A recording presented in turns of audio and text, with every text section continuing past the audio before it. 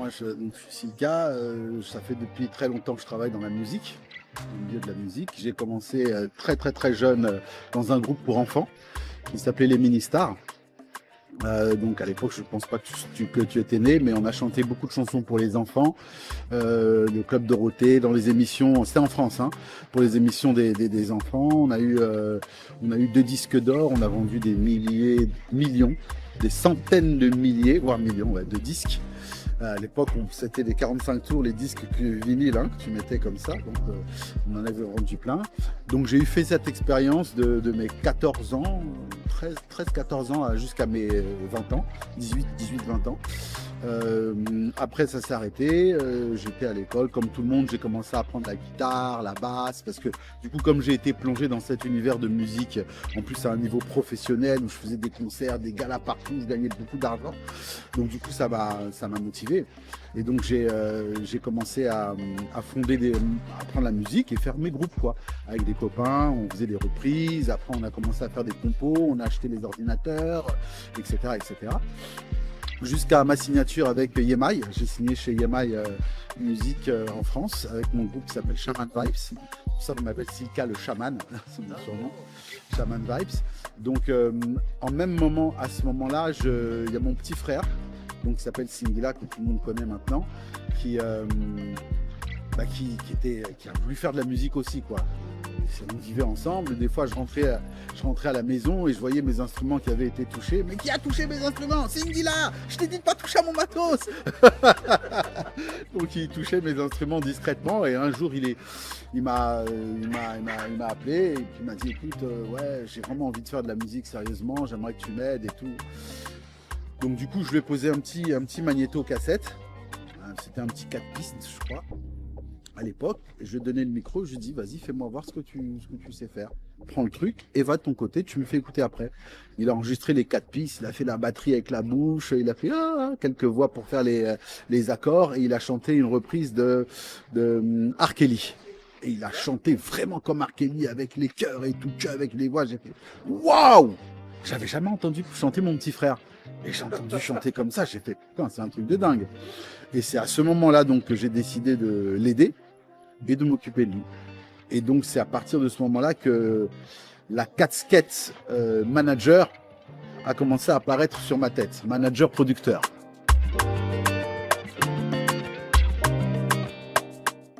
Voilà, ça faisait depuis longtemps donc que je voulais venir à Madagascar. Et j'avais pas d'opportunité, j'avais beau appeler des contacts, des machins, c'était compliqué, j'arrivais pas. Et... Non mais au début c'est juste pour conquérir ce gros morceau d'île qui était dans l'océan Indien. Je faisais toutes les petites îles à côté, mais Madagascar je faisais pas. En plus ça fait partie de l'Afrique quoi. Celui-là c'est un artiste qui est connu dans toute l'Afrique francophone.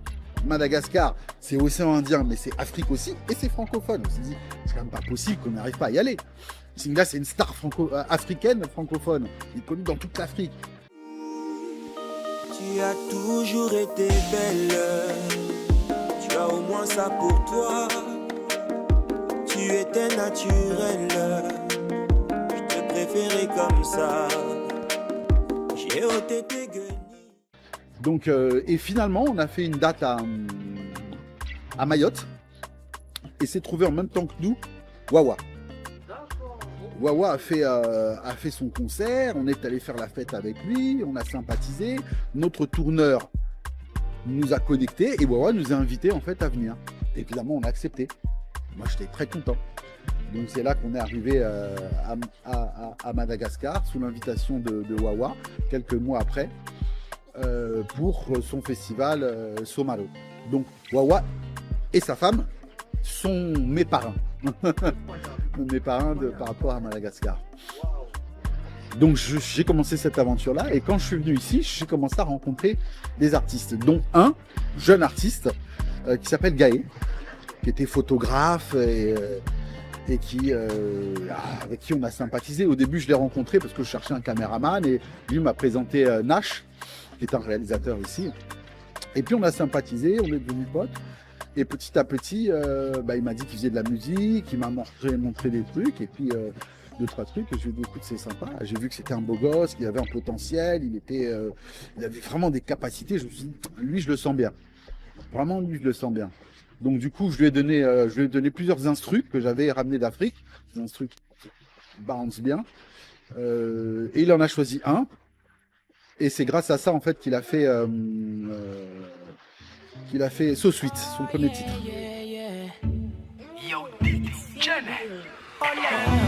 So sweet, so nice. When I see you, I can realize you make me feel alright. Dingue toutes les nuits, t'excites mes sens et mes envies. Tu m'as envoûté, pas d'issue de sortie. T'es ma drogue, sans toi je suis dead.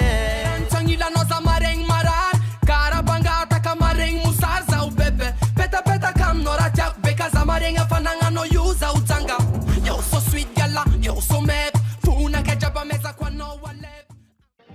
Il a fait So Sweet, donc avec cet instru, il a invité Général Judas et Nash, qui a chanté aussi dessus en français. Et c'est là que la carrière de Gaé a démarré. Après, je suis rentré en France. Lui, il a continué à surfer sur le succès. Il a fait... je ne me rappelle plus le titre parce que c'était en malgache, mais c'est le morceau qui parlait du soleil. Masova, merci. Voilà, donc il a fait Masova en prenant un instru sur internet et tout, et puis après je suis revenu et on a continué à travailler ensemble sur d'autres titres, on a fait des clips, etc. Après j'ai pu, comme j'avais le contact de pas mal d'artistes, je l'ai mis en contact avec Tansmen pour faire un titre. Je voulais absolument qu'il fasse un featuring avec Tansmen, il connaissait pas du tout, enfin il connaissait Tansmen l'artiste, mais il la connaissait pas personnellement.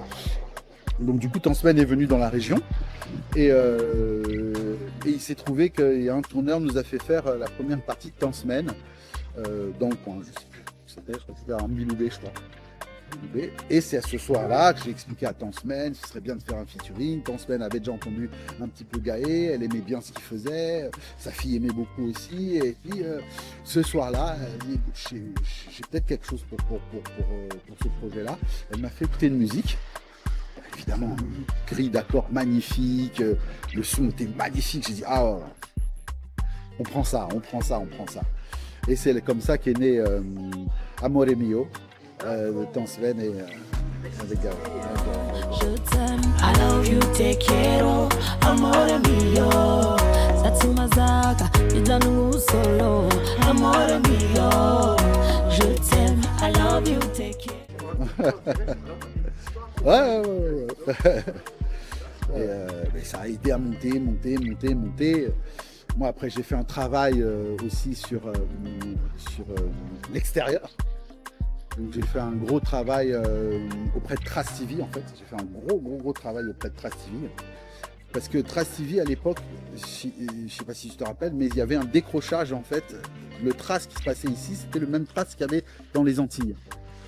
Et donc, je suis allé là-bas batailler pour défendre mon artiste, bec et ongle, pour qu'il puisse passer sur Trace.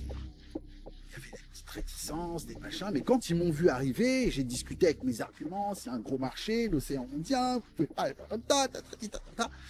et il y a eu un tilt chez eux, ils ont dit, on va faire un Trace spécial pour l'océan Indien.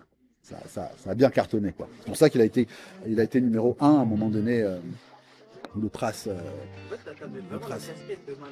Ouais, j'ai bataillé aussi pour à la Réunion. Donc j'étais devenu très pote avec le patron de Thierry, le patron de Énergie Réunion, et qui aussi travaille avec Exo et plein d'autres radios de Mayotte, etc. Et donc forcément, je lui ai passé un coup de fil. Je lui ai dit, t'es un des boss des grosses radios de l'océan Indien, moi j'ai mon artiste, passe-moi un coup de main. Là, il m'a fait rentrer Gaé dans toutes les radios de l'océan Indien et ça a permis de faire décoller, quoi.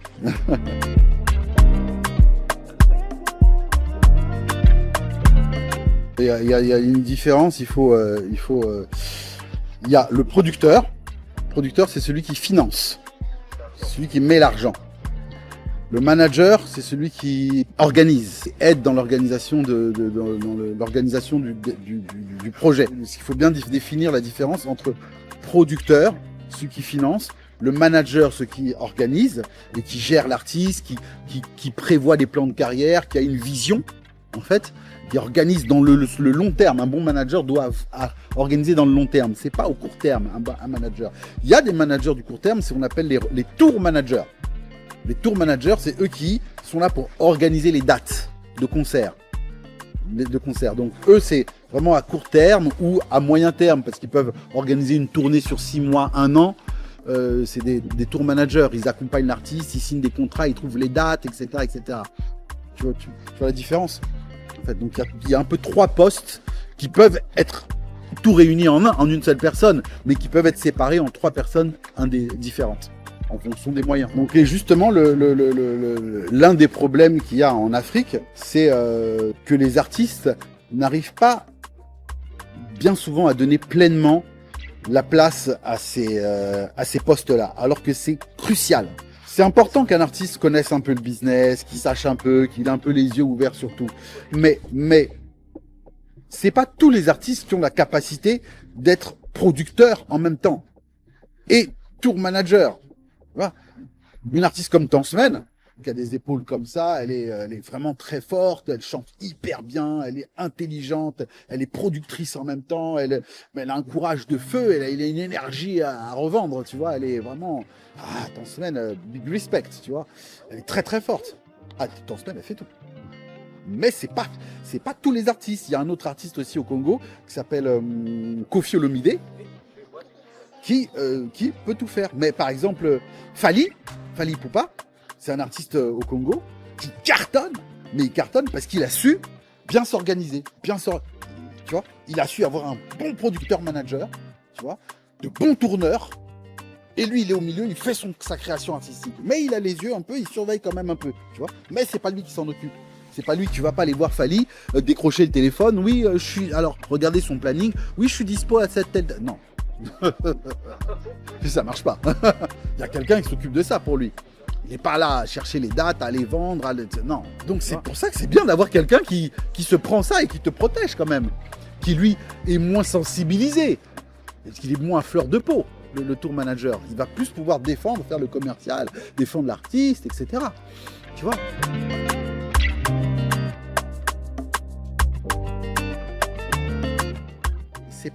Bon, déjà à Madagascar, ce qui est compliqué, c'est que quand un peu partout, ça se passe un peu partout pareil, mais que quand l'argent commence à rentrer, la tête tourne.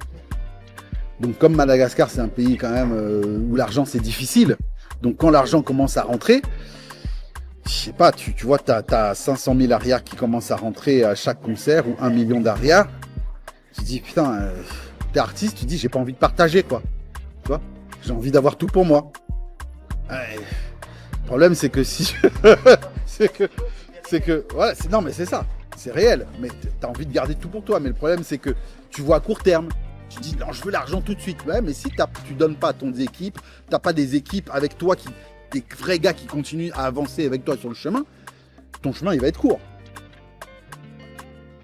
Il va être court, ton chemin. C'est ça le problème. Moi, tous les artistes que je connais, qui sont allés summum de chez summum, au top, tip top, c'est des gens qui sont restés fidèles à leur staff et qui ont laissé aussi leur staff s'enrichir au même titre que lui s'enrichissait. Tu peux pas t'enrichir toi et laisser ton staff crever. C'est pas possible.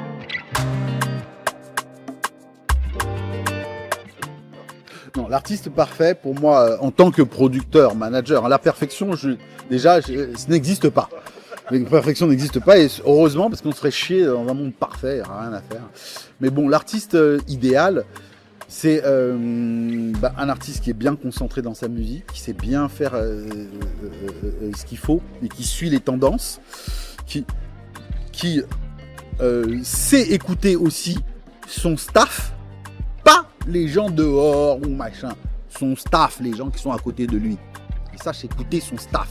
Tu peux pas réussir tout seul. Ça n'existe pas. Ça n'existe pas. Depuis que je suis à Madagascar, déjà les Malgaches aiment beaucoup la musique. Vraiment, tu sens que les Malgaches peuvent pas vivre sans musique. Ils adorent la musique. Vraiment, c'est pour ça, c'est bien. Donc c'est pour ça que les artistes peuvent vivre de la musique ici à Madagascar. Parce que les gens sortent, vont voir les concerts, vont voir les artistes, il y a une émulation, il y a un vrai truc, tu vois, une vraie vie, un vrai marché autour de ça. Il y a aussi un turnover assez sain, c'est-à-dire que tu as des artistes qui, au bout d'un moment, laissent la place à une nouvelle génération. Parce qu'il y a une nouvelle génération là qui est arrivée que j'avais pas vu venir en fait, que j'ai vu venir la dernière fois que je suis revenu. Ah merde, il y a un tel, il y a un tel, il y a un tel.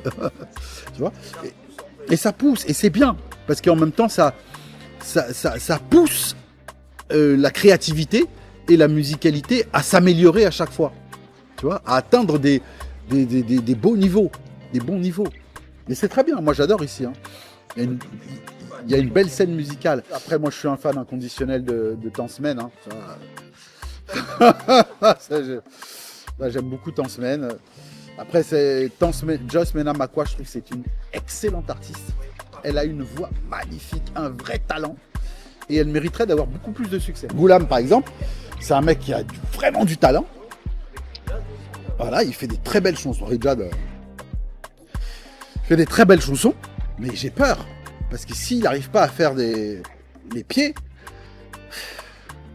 je sais pas, je connais pas, hein, j'ai connu j'ai que entendu des slows, des chansons qui touchent le cœur, sentimentales, qui sait très bien faire. Peut-être qu'il fait des chansons qui parlent pour le pied, mais j'ai pas encore entendu.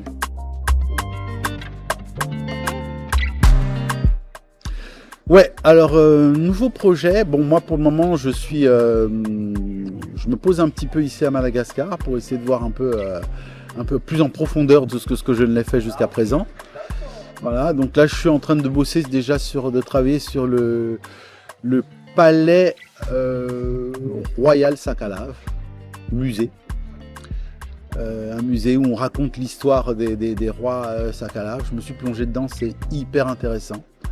C'est très très très intéressant, c'est riche, une belle royauté avec de belles légendes. Donc je travaille dessus, ici à Nosy Be. Je travaille sur des spectacles traditionnels pour les touristes, pour les hôtels. Parce que moi, étant donné que je suis touriste, j'ai vu un peu des petits trucs qui manquaient, tu vois, que j'aurais bien aimé avoir en tant que touriste, tu vois. Et il y a une chanteuse que j'ai découvert dans un karaoké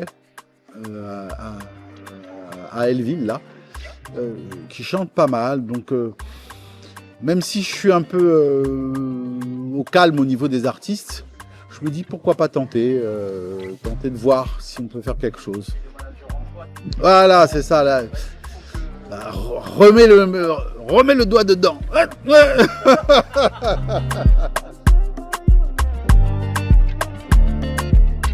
Moi, la seule chose que j'ai à dire, c'est qu'il faut y aller. Il faut foncer. Et il n'y a que ceux qui ne tentent rien, qui n'ont rien. Donc vraiment, même si c'est un milieu qui est difficile, il n'y a peut-être pas la place pour tout le monde, mais il ne faut pas regretter. Donc il faut vraiment se donner la chance et y aller. Et surtout quand tu te donnes la chance et que tu y vas vraiment. Donc, aussi bien quand tu es manager, tu peux essayer. Il faut qu'il y ait des managers aussi locaux ici qui puissent aider, détecter des artistes, les aider. Et il ne faut pas voir l'argent tout de suite. L'argent, ça va venir.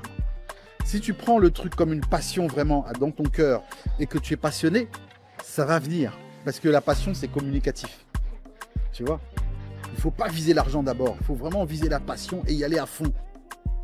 Et ça va marcher. C'est le seul conseil que je peux donner. Yes. Comme toi, tu vois, tu es passionné par ton truc, tu y vas à fond et ça va avancer, ça va y arriver. J'en suis persuadé. De toute façon, ça marche déjà.